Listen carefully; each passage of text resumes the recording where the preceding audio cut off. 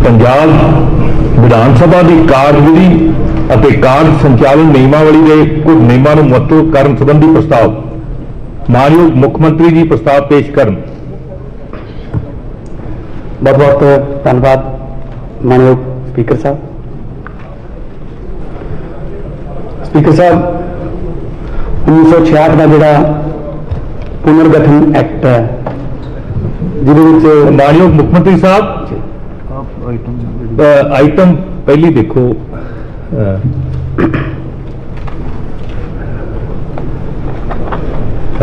तीन number item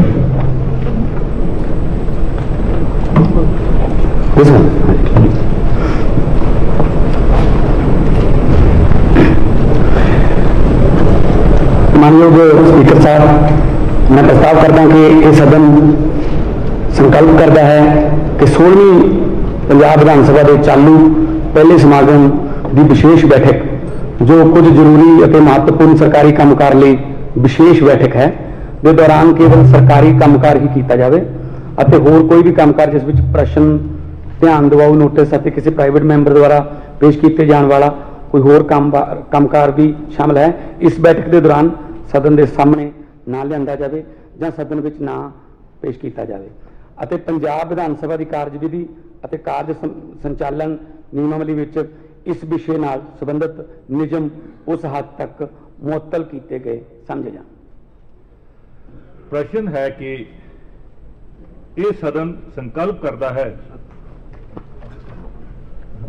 हाँ, प्रस्ताव पेश किया गया कि यह सदन संकल्प करता है कि 16वीं पंजाब विधान सभा के चालू पहले समागम की विशेष बैठक जो कुछ जरूरी और महत्वपूर्ण सरकारी कामकाज लई विशेष बैठक है के दौरान केवल सरकारी कामकाज ही किया जाए अते होर कोई भी कामकाज जिस प्रश्न ध्यान दिवाऊ नोटिस और किसी प्राइवेट मैंबर द्वारा पेश किए जाने वाला कोई भी होर कामकाज भी शामिल है इस बैठक के दौरान सदन के सामने ना लिया जाए या सदन में ना किया जाए ਅਤੇ पंजाब विधान सभा की कार्यविधि और कार्य संचालन नियमावली इस विषय नाल संबंधित नियम उस हद तक मुअत्तल किए गए समझे जान।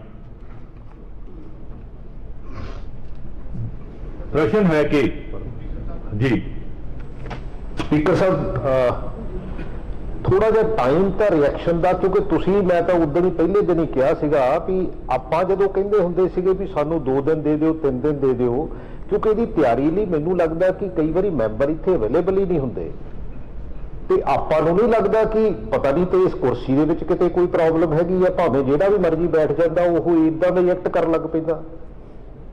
ਆਪਾਂ ਨੂੰ ਲੱਗਦਾ ਨਹੀਂ ਹੈ ਕਿ ਆਪਾਂ ਨੂੰ ਥੋੜਾ ਜਿਹਾ ਸਮਾਂ ਦੇਣਾ ਚਾਹੀਦਾ। ਕਰਨਾ ਤਾਂ ਅਸੀਂ ਬੇਸਿਕਲੀ ਜਿਹੜੀ ਗੱਲ ਰੈਜ਼ੋਲੂਸ਼ਨ ਲਿਆਉਣੀ ਆ ਅਸੀਂ ਤਾਂ ਸਪੋਰਟ ਹੀ ਕਰਨੀ ਆ but at the same time ਜੇ ਥੋੜੀ ਜਿਹੀ ਤਿਆਰੀ ਹੋ ਜਾਵੇ ਰੈਜ਼ੋਲੂਸ਼ਨ ਨਾ ਰਹਿ ਜਾਵੇ तो मैनू लगता कि इनू आपां नू थोड़ा जिहा समा दे देना चाहिए सीगा ताकि कई मैंबर साडे नहीं आ सके क्योंकि कई बारी किते कोई रजेवे भी हुंदे जरूरी तो नहीं हुंदा भी हाँ भी पता ही होवे भी ते इह कल नू। मानयोग मैंबर साहब तुहाडी भावना आ गई है और तुहानू रश्क होगा इस सदन की कार्रवाई से। प्रश्न है कि यह सदन संकल्प करता है कि 16वीं पंजाब विधान सभा के चालू पहले समागम की विशेष बैठक जो कुछ जरूरी और महत्वपूर्ण सरकारी कामकाज लई विशेष बैठक है के दौरान केवल सरकारी कामकाज ही किया जाए अते होर कोई भी कामकाज जिस विच प्रश्न ध्यान दिवाऊ नोटिस और किसी प्राइवेट मैंबर द्वारा पेश किए जाने वाला कोई होर कामकाज भी शामिल है। इस बैठक के दौरान सदन के सामने ना लिया जाए या सदन में ना किया जाए ਅਤੇ पंजाब विधान सभा की कार्यविधि और कार्य संचालन नियमावली इस विषय नाल संबंधित नियम उस हद तक मुअत्तल किए गए समझे जान। ਜਿਹੜੇ मानयोग मैंबर प्रस्ताव के हक विच हन वो हाँ कहन, ਜਿਹੜੇ मानयोग मैंबर प्रस्ताव के विरुद्ध हन वो ना कहन। मैं समझदा हाँ हाँ पक्ष की जित है, हाँ पक्ष की जित है, प्रस्ताव स्वीकार होया। अगली आइटम मानयोग मुख्यमंत्री जी प्रस्ताव पेश कर। मानयोग स्पीकर साहब, मैं प्रस्ताव करता हाँ कि विधान सभा अज इस दे उठ जाने से अणमिथे समय लिए स्थगित हो जाए। बहस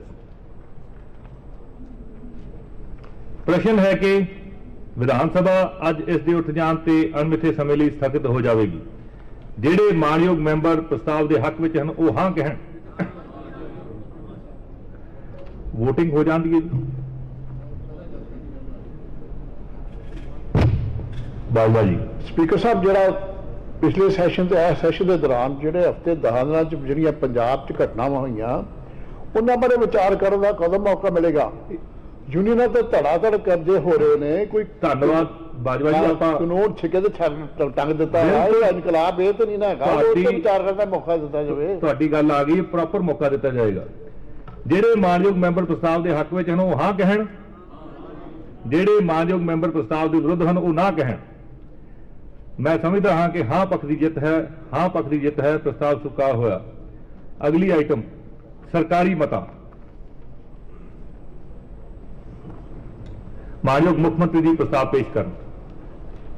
श्रीमान जी, मैं प्रस्ताव करदा पंजाब पुनर्गठन एक्ट 1966 के द्वारा पंजाब का पुनर्गठित किया गया सी, जिस विच पंजाब राज का पुनर्गठन हरियाणा प्रांत चंडीगढ़ केंद्री शासित प्रदेश में किया गया। पंजाब के कुछ हिस्से उदों के हिमाचल प्रदेश केंद्री शासित प्रदेश को दिते गए सन। उदों तो पंजाब राज और हरियाणा राज के नामजदा प्रबंधकी पद्धर से कुछ अनुपात दे के भाखड़ा ब्यास मैनेजमेंट बोर्ड वर्गियां सांझियां संमतियां के प्रबंध में संतुलन बनाया गया सी। केंद्र सरकार ने अपनियां कुछ हाल दीयां कार्रवाइयां विच इस संतुलन नूं असंतुलन करने की कोशिश की है। हाल में ही केंद्र सरकार ने भाखड़ा व्यास मैनेजमेंट बोर्ड के मैंबरों दी असामियां का इश्तिहार सारियां राज सरकारां ते केंद्र सरकार के अधिकारियों को भेजा है, जबकि असामियां रवायती तौर पर पंजाब ते हरियाणा के अधिकारियों द्वारा भरीआं जांदियां ने। इसी तरह चंडीगढ़ प्रशासन हमेशा 60-40 के अनुपात विच पंजाब ते हरियाणा के अफसरां द्वारा व्यवस्थित किया जाता है। पर हाल में ही केंद्र सरकार ने चंडीगढ़ विखे बाहरले अफसरां तैनात किया है, तो चंडीगढ़ प्रशासन के कर्मचारियों लिए केंद्री सिविल सेवा नियम लागू किए हैं, जो अतीत में बनी सहमति समझ के बिल्कुल विरुद्ध हैं। चंडीगढ़ शहर को पंजाब की राजधानी वजों होंद में लिया गया सी। जेकर पिछलियां मिसालां वेखो तो जदों भी किसी राज का बंटवारा होया है तो राजधानी मूल राज के कोले रहिंदी है, इसलिए पंजाब मुकम्मल तौर पर चंडीगढ़ नूं पंजाब नूं दिते जाने लिए अपना दावा पेश कर रहा है। पहला भी ये सदन ने चंडीगढ़ पंजाब नूं देण लई केंद्री सरकार पास बेनती करते हुए बहुत सारे मते पास किए हैं। एकसुरता बनाए रखने लई अते लोकां दी भावनावां नूं ध्यान च रखते हुए ये सदन एक बार फिर चंडीगढ़ पंजाब नूं तुरंत देण लई केंद्री सरकार कोल मामला उठाउण लई राज सरकार नूं सिफारिश करदा है। ये सदन साडे संविधान विच दर्ज संघवाद दे सिद्धांतां नूं सत्कार देण लई राज सरकार नूं सिफारिश करदा है कि केंद्री सरकार नूं बेनती करे वो अजिहा कोई भी कदम न चुके जिस नाल चंडीगढ़ प्रशासन BBMB वर्गियां होर सांझियां संमतियां दे संतुलन दे विच विघन पवे।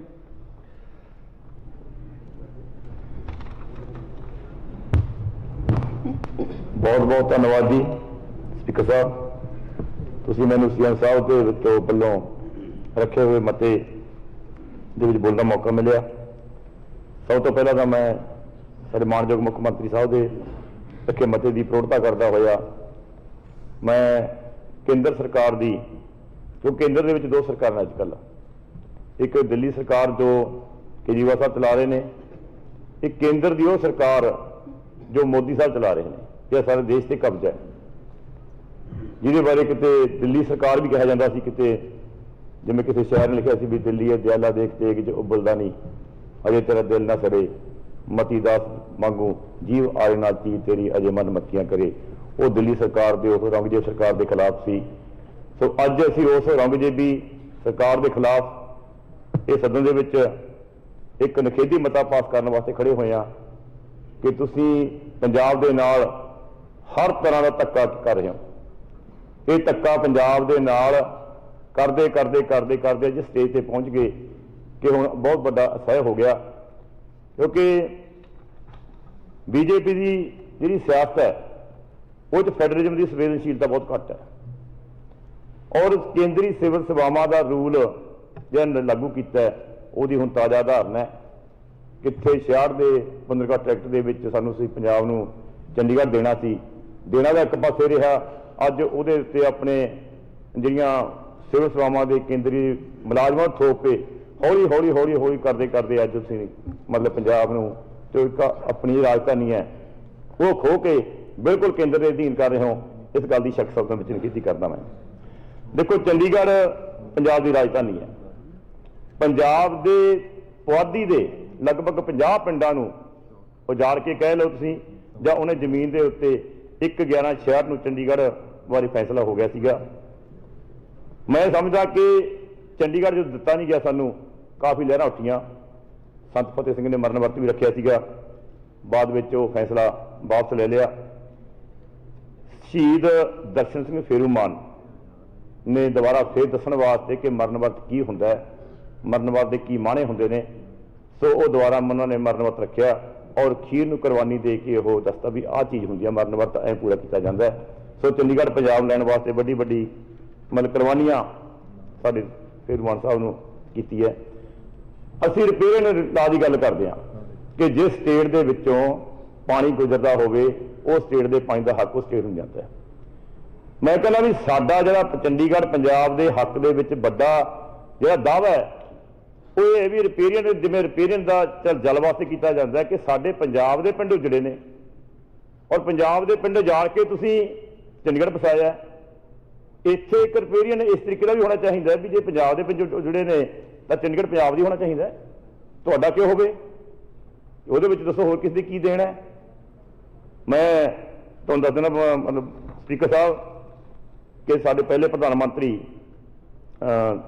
ਜਵਾਹਰ ਲਾਲ ਨਹਿਰੂ ਜੀ ਨਗਲਾ ਪਿੰਡ 'ਚ ਆਏ। ਕਹਿੰਦੇ ਨਗਲਾ ਪਿੰਡ ਜਿਹੜਾ ਅੱਜ ਕੱਲ੍ਹ ਸੈਕਟਰ 19 ਤੇ ਸੈਕਟਰ 37 ਦਾ ਹਿੱਸਾ ਹੈ, ਉਹਨਾਂ ਨੇ ਆਪਣੇ ਭਾਸ਼ਣ 'ਚ ਕਿਹਾ ਕਿ ਸ਼ਹਿਰ ਦਾ ਨਾਮ ਚੰਡੀ ਮੰਦਰ ਦੇ ਆਲੇ ਦੁਆਲੇ ਇਲਾਕੇ ਦੇ ਵਿੱਚ, ਚੰਡੀ ਮੰਦਰ ਦੇ ਆਲੇ ਦੁਆਲੇ ਇਲਾਕੇ ਦੇ ਵਿੱਚ ਇਹ ਸ਼ਹਿਰ ਵਸ ਰਿਹਾ ਸੀ ਵੀ ਇਹਦਾ ਨਾਮ ਮੈਂ ਚੰਡੀਗੜ੍ਹ ਰੱਖ ਰਿਹਾ। ਪੰਜਾਬੀਆਂ ਦੀ ਸੂਰਬੀਰਤਾ ਨਾਲ ਭਰੀ ਹੋਈ ਰੂਹ ਦਾ ਪ੍ਰਤੀਕ ਹੈ ਇਹ ਪਹਿਲੇ ਪ੍ਰਧਾਨ ਮੰਤਰੀ ਜਵਾਹਰ ਨਹਿਰੂ ਦੇ ਸ਼ਬਦ ਨੇ ਜੀ। ਔਰ ਚੰਡੀਗੜ੍ਹ ਜਨਮ ਵੀ ਵੈਸੇ ਆਜ਼ਾਦੀ ਦੇ ਕੋਈ ਖੁਸ਼ੀਆਂ ਮਨਾਈਆਂ ਜਾ ਰਹੀਆਂ ਸੀਆਂ। ਇੱਕ ਪਾਸੇ ਦੇਸ਼ ਦੀ ਆਜ਼ਾਦੀ ਦਾ ਜਿਹੜਾ ਦੁਖਾਂਤ ਸੀਗਾ, ਉੱਜੜ ਕੇ ਲੋਕ ਆਏ ਸੀਗੇ, ਉਹਨਾਂ ਦੇ ਵੇਲਿਆਂ ਵਿੱਚ ਹੋਇਆ ਸੀ। ਅਸਲ ਚੰਡੀਗੜ੍ਹ ਦਾ ਜਿਹੜਾ ਨਾਤਾ ਹੈ ਪੰਜਾਬ ਦੇ ਨਾਲ ਬਿਲਕੁਲ ਆਰਗੈਨਿਕ ਨਾਤਾ ਹੈ, ਸੰਜੀਵ ਹੈ, ਜਵੰਤ ਹੈ। ਇਹ ਕੋਈ ਮਤਲਬ ਹੋ ਨਹੀਂ ਜਿਸ ਤਰ੍ਹਾਂ ਚੰਡੀਗੜ੍ਹ ਪੰਜਾਬ ਦੀ ਰਾਜਧਾਨੀਆਂ ਇੱਕ ਸਵੈਮਾਨ ਦਾ ਪ੍ਰਤੀਕ ਹੁੰਦੀਆਂ ਜੀ। ਪੁਰਾਣੇ ਜ਼ਮਾਨਿਆਂ ਦੇ ਵਿੱਚ ਜੇ ਦਿੱਲੀ ਤੇ ਕਬਜ਼ਾ ਕਰ ਲਿਆ ਤਾਂ ਮਤਲਬ ਭਾਰਤ ਤੇ ਕਬਜ਼ਾ ਹੋ ਗਿਆ, ਜੇ ਕਾਬਲ ਕੰਧਾਰ ਤੇ ਕਬਜ਼ਾ ਹੋ ਗਿਆ ਤਾਂ ਮਤਲਬ ਫਰਾਂਸ ਤੇ ਕਬਜ਼ਾ ਹੋ ਗਿਆ, ਲਾਹੌਰ ਤੇ ਕਬਜ਼ਾ ਹੋ ਗਿਆ, ਪਾਕਿਸਤਾਨ ਤੇ ਕਬਜ਼ਾ ਹੋ ਗਿਆ ਪੂਰਾ। ਇਹ ਸਵੈਮਾਨ ਦਾ ਪ੍ਰਤੀਕ ਨੇ ਤੇ ਪੰਜਾਬੀਆਂ ਦੇ ਸਵੈਮਾਨ ਨੂੰ ਰੋਲਣ ਦੀ ਗੱਲ ਕਰ ਰਹੀ ਹੈ ਵੀ ਪੰਜਾਬ ਨੂੰ ਹਜੇ ਤੱਕ ਆਪਣੀ ਸਵੈਮਾਨਤਾ ਦਾ ਇੱਕ ਜਿਹੜਾ ਇੱਕ ਰੂਹਾਨੀ ਜਾਂ ਇੱਕ ਸੱਭਿਆਚਾਰਕ ਨਾਤਾ ਸੀ ਉਹ ਵੀ ਪੂਰਾ ਕਰ ਨਹੀਂ ਦਿੱਤਾ ਜਾ ਰਿਹਾ। ਸੋ ਇਸ ਕਰਕੇ ਜਿਸ ਤਰ੍ਹਾਂ ਪੈਰਿਸ ਲਈ ਫਰਾਂਸ ਲਈ ਪੈਰਿਸ ਦੀ ਮਹੱਤਤਾ ਹੈ, ਜਿਸ ਤਰ੍ਹਾਂ ਚੇਨਈ ਲਈ ਮਦਰਾਸ ਦੀ ਮਹੱਤਤਾ ਹੈ, ਮਦਰਾਸ ਦੀ ਤਾਮਿਲਨਾਡੂ ਲਈ ਮਹੱਤਤਾ ਹੈ, ਜਿਸ ਤਰ੍ਹਾਂ ਮਹਾਰਾਸ਼ਟਰ ਦੀ ਮੁੰਬਈ ਲਈ ਮਹੱਤਤਾ ਹੈ, ਜਿਸ ਤਰ੍ਹਾਂ ਲਾਹੌਰ ਦੀ ਪਾਕਿਸਤਾਨ ਲਈ ਮਹੱਤਤਾ ਹੈ, ਇਸ ਲਈ ਚੰਡੀਗੜ੍ਹ ਦਾ ਜਿਹੜਾ ਨਾਂ ਹੈ ਉਹ ਪੰਜਾਬ ਲਈ ਮਹੱਤਤਾ ਹੈ। ਸੋ ਸਾਡਾ ਸਾਰਿਆਂ ਦਾ ਫਰਜ਼ ਬਣਦਾ ਹੈ ਕਿ ਆਪਾਂ ਸਾਰੇ ਮਿਲ ਕੇ ਇਸ ਵਿੱਚ ਕੋਈ ਕੁਤਾਹੀ ਨਾ ਕਰੀਏ ਤੇ ਜੇ ਫਿਰ ਕੁਤਾਹੀ ਕੀਤੀ ਹੈ ਤਾਂ ਜਿਵੇਂ ਕਿਸੇ ਸ਼ਾਇਰ ਨੇ ਲਿਖਿਆ कि ये दौर भी देखा है तारीख की नजरों ने, लम्हों ने खता की सदियों ने सजा। एक थोड़ी जी गलती करके अज देखो तुम देखो भी 66 तो बाद 34 साल हो गए, 22 साल हुण हो रहा है, 56 साल तो असी बकायदा हर रोज़ चंडीगढ़ के बारे देना लैना उत्तों करते करते किवें हो रहा है। पंजाब की आज़ादी दे विच, पंजाब के लोगों का आज़ादी दे विच बड़ा रोल है जी। आप सारे हर रोज़ पकड़ते हैं। देखो रोल कितना है भी जो आज़ाद होया सी तां पंजाबी ने सब नूं वध मुशक्कत झल्लनी पई।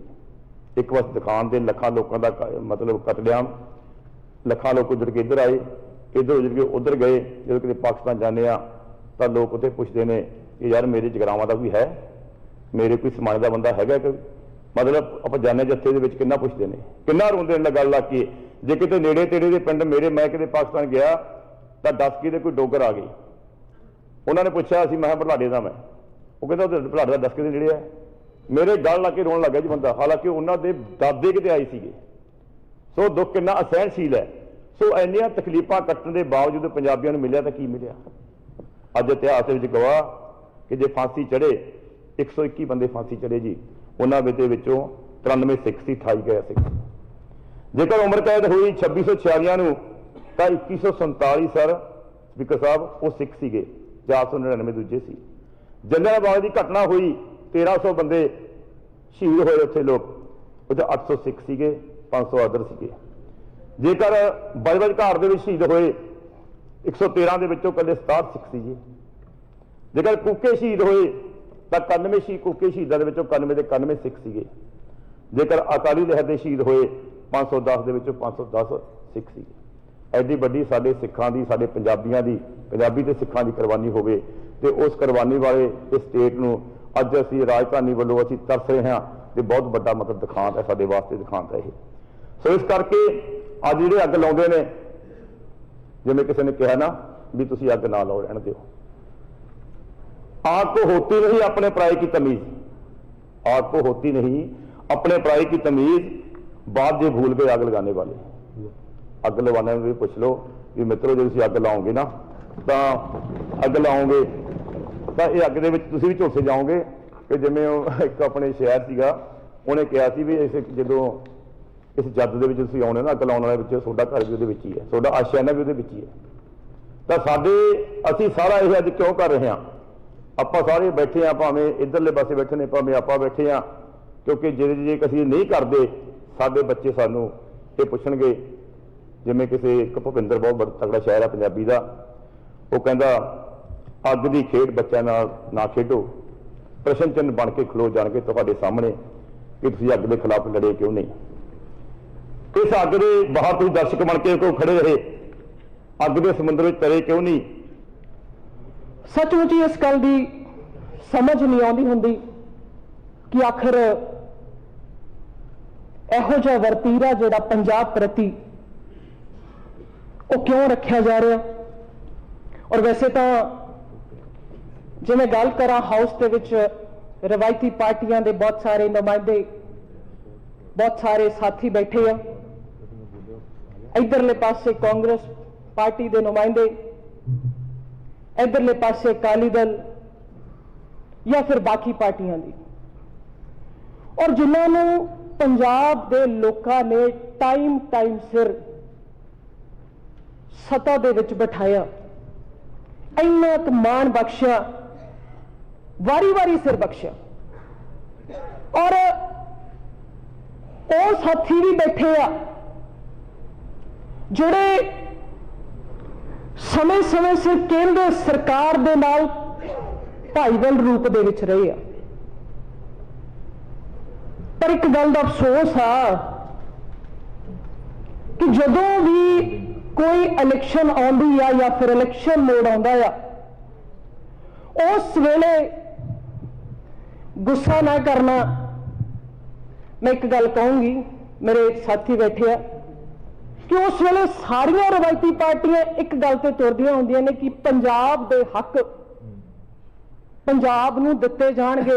बीबा जी कंक्लूड कर लो। असीं पंजाब दे हक पंजाब नूं लैके देवांगे,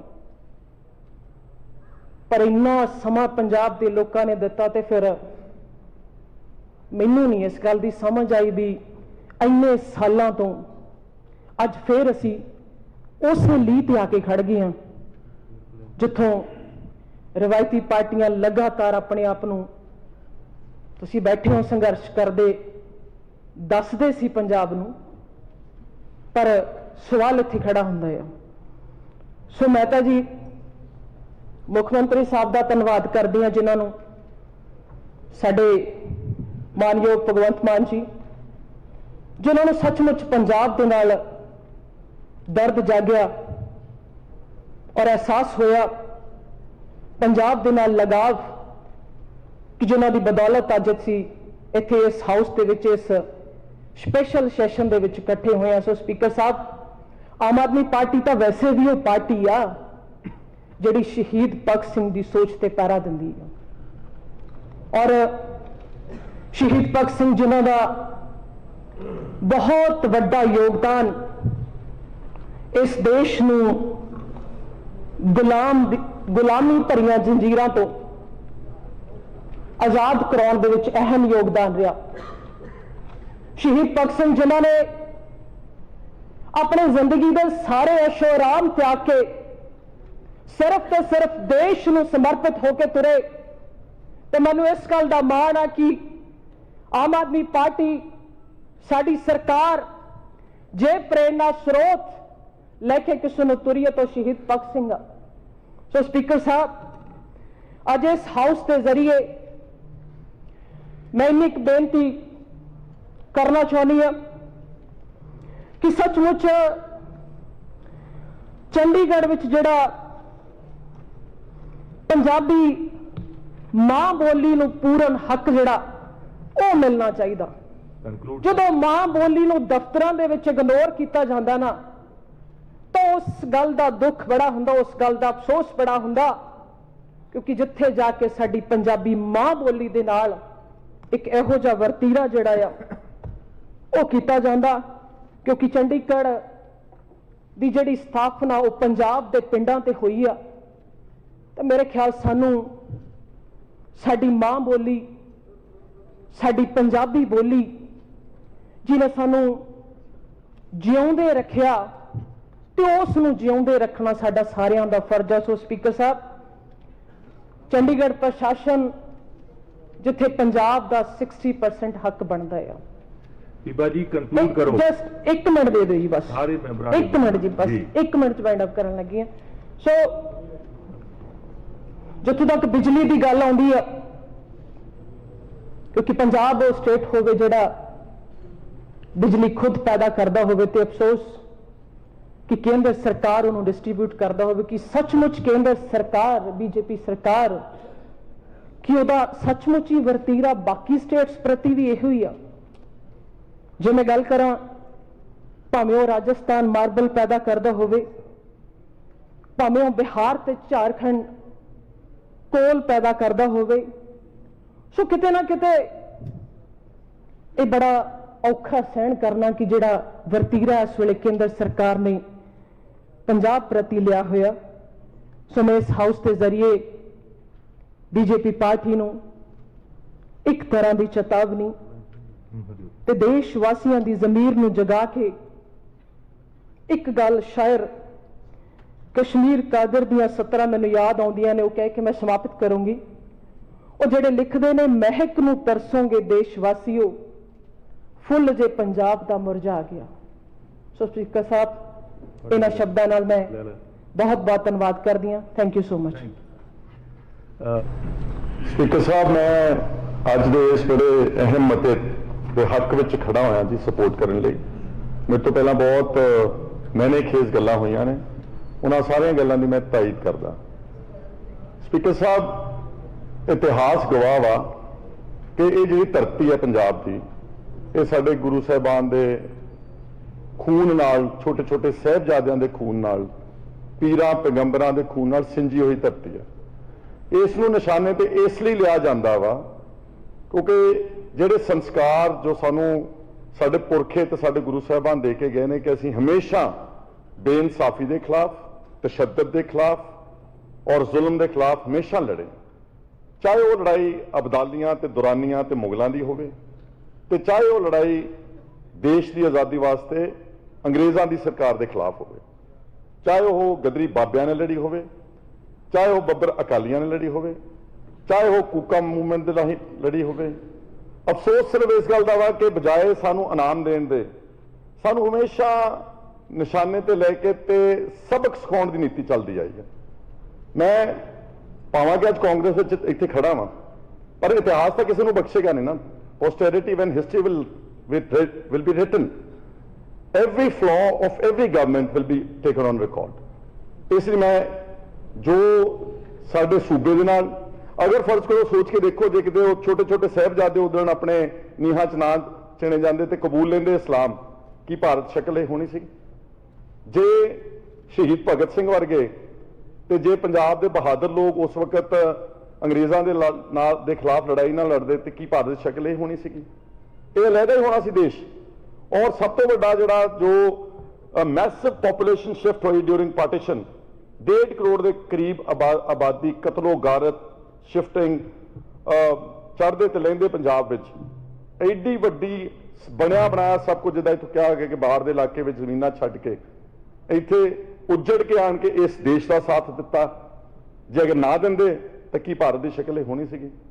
ਬਜਾਏ ਸਾਨੂੰ ਇਨਾਮ ਦੇਣ ਦੇ ਇੰਨਾ ਮਤਲਬ ਪਿਛਲੇ ਘੱਟੋ ਘੱਟ ਚਲੋ ਹੁਣ ਤਾਜ਼ੀ ਗੱਲ ਕਰ ਲੈਣੇ ਕਿ 70 ਸਾਲ 72 ਸਾਲ ਜਿੰਨੀ ਦੇਰ ਆਪਣੀ ਆਜ਼ਾਦੀ ਨੂੰ ਹੋ ਗਏ ਆ, ਹਰ ਸਰਕਾਰ ਇਸੇ ਕੰਮ ਤੇ ਉਤਰੀ ਹੋਈ ਵੀ ਇਹਨਾਂ ਨੂੰ ਬੰਦੇ ਬਣਾਓ। ਇੱਕੋ ਟੀਚਾ ਸਾਰਿਆਂ ਦਾ, ਚਾਹੇ ਸਾਡੀ ਰਾਜਧਾਨੀ, ਚਾਹੇ ਸਾਡੇ ਪਾਣੀ, ਪੰਜਾਬੀ ਬੋਲਦੇ ਇਲਾਕੇ, ਇਹ ਸਾਰਾ ਕੁਝ ਜਿਹੜਾ ਵਾ ਇੱਕ ਵਿਉਂਤਬੰਦੀ ਦੇ ਤਹਿਤ ਹੋ ਰਿਹਾ। ਜਿਨ੍ਹਾਂ ਨੇ ਪਹਿਲਾਂ ਕੀਤਾ ਗਲਤ ਸੀਗਾ, ਉਹ ਗਲਤ ਹੀ ਰਹਿਣਾ ਵਾ, ਚਾਹੇ ਅਸੀਂ ਲੱਖ ਡਿਫੈਂਡ ਕਰ ਲਈਏ ਉਸ ਨੂੰ। ਪਰ ਅਫਸੋਸ ਹੈ ਕਿ ਆ ਹੁਣ ਤਾਜ਼ਾ ਮੈਨੂੰ ਯਾਦ ਹੈ, ਮੇਰੇ ਆਪਣੇ ਇਲਾਕੇ ਚ ਮਾਨਾ ਤਲਵੰਡੀ ਪਿੰਡ ਹੈ ਇੱਕ, ਉੱਥੇ ਅੱਜ ਤੋਂ 4-4.5 ਮਹੀਨੇ ਪਹਿਲਾਂ ਇੱਕ ਲਾਸ਼ ਆਈ ਹੈ ਇੱਕ ਫੌਜੀ ਦੀ, ਸੂਬੇਦਾਰ ਜਸਵਿੰਦਰ ਸਿੰਘ ਦੀ। 20 ਜਵਾਨ ਮਾਰੇ ਗਏ ਜੰਮੂ ਕਸ਼ਮੀਰ ਇੱਕ ਇਨਕਾਊਂਟਰ 'ਚ। ਉਹਨਾਂ ਚੋਂ 20 'ਚ 5 ਪੰਜਾਬ ਦੇ ਸੀ। 5 ਲਾਸ਼ਾਂ ਆਈਆਂ ਪੰਜਾਬ ਦੇ ਵਿੱਚ, ਇੱਕ ਮੇਰੇ ਹਲਕੇ ਦੇ ਵਿੱਚ ਲਾਸ਼ ਆਈ। ਤੇ ਕਿਹਨਾਂ ਦੀ ਲਾਸ਼ ਸੀਗੀ? ਉਹ ਜਿਹੜੇ ਦਿੱਲੀ ਦੀਆਂ ਬਰੂਹਾਂ ਤੇ ਬੈਠੇ ਸੀ ਸਾਡੇ ਕਿਸਾਨ, ਸਵਾ ਸਾਲ ਜਿੱਥੇ ਤਕਰੀਬਨ 600-700 ਬੰਦਾ ਮਰ ਗਿਆ, ਸਿਰਫ ਹੱਕੀ ਗੱਲ ਕਹਿਣ ਵਾਸਤੇ। ਕੁਛ ਅਹਿਸਾਨ ਨਹੀਂ ਮੰਗ ਰਿਹਾ ਸੀਗਾ, ਕੋਈ ਤੋਹਫਾ ਨਹੀਂ ਮੰਗ ਰਿਹਾ ਕੇਂਦਰ ਸਰਕਾਰ ਤੋਂ, ਸਿਰਫ ਆਪਣਾ ਅਧਿਕਾਰ ਮੰਗ ਰਿਹਾ ਸੀਗਾ ਕਿ ਕਾਨੂੰਨ ਸਾਡੇ ਖਿਲਾਫ ਨੇ, ਇਹਨਾਂ ਨੂੰ ਰੱਦ ਕੀਤਾ ਜਾਵੇ। ਤੇ ਉਹਨਾਂ ਨੂੰ ਟਿਚਰਾਂ ਹੋ ਰਹੀਆਂ ਸੀ, ਉਹਨਾਂ ਨੂੰ ਝੇਡਾਂ ਕੀਤੀਆਂ ਜਾ ਰਹੀਆਂ ਸੀ ਕਿ ਖਾਲਿਸਤਾਨੀ ਨੇ, ਇਹ ਪਾਕਿਸਤਾਨੀ ਨੇ, ਇਹ ਹੁੱਲੜਬਾਜ਼ ਨੇ, ਇਹ ਨਕਸਲਵਾਦੀ ਨੇ। ਉਹਨਾਂ ਦੇ ਬੱਚੇ ਉੱਥੇ ਬਾਰਡਰਾਂ ਦੇ ਉੱਤੇ ਇਸ ਦੇਸ਼ ਦੀ ਰਾਖੀ ਕਰਦੇ। ਫਰਜ਼ ਕਰੋ ਨਾ ਹੁੰਦੇ, ਫਰਜ਼ ਕਰੋ ਇੱਕ ਮਿੰਟ ਵਾਸਤੇ ਨਾ ਹੁੰਦੇ, ਕੀ ਬੀਜੇਪੀ ਦੇ ਜਿਹੜੇ ਵਪਾਰੀ ਵਰਗ ਦੇ ਲੋਕ ਨੇ ਉੱਥੇ ਰਾਖੀ ਕਰ ਸਕਦੇ ਸੀਗੇ? ਰਾਖੀ ਇਹ ਕਰਨ ਤੇ ਸਜ਼ਾ ਵੀ ਇਹਨਾਂ ਨੂੰ ਹੋਵੇ। ਇਹ ਪਹਿਲੀ ਵਾਰ ਸ਼ਾਇਦ ਦੁਨੀਆ ਦੇ ਇਤਿਹਾਸ ਵਿੱਚ ਮੈਨੂੰ ਨਜ਼ਰ ਆ ਰਿਹਾ ਵਾ। ਸੋ ਇਸ ਲਈ ਮੈਂ ਆ ਜਿਹੜੀ ਤਾਜ਼ੀ ਗੱਲ ਕੀਤੀ ਆ, ਬਹੁਤ ਅੱਛਾ ਕੀਤਾ ਭਗਵੰਤ ਸਿੰਘ ਮਾਨ ਨੇ ਇਨੀਸ਼ੀਏਟਿਵ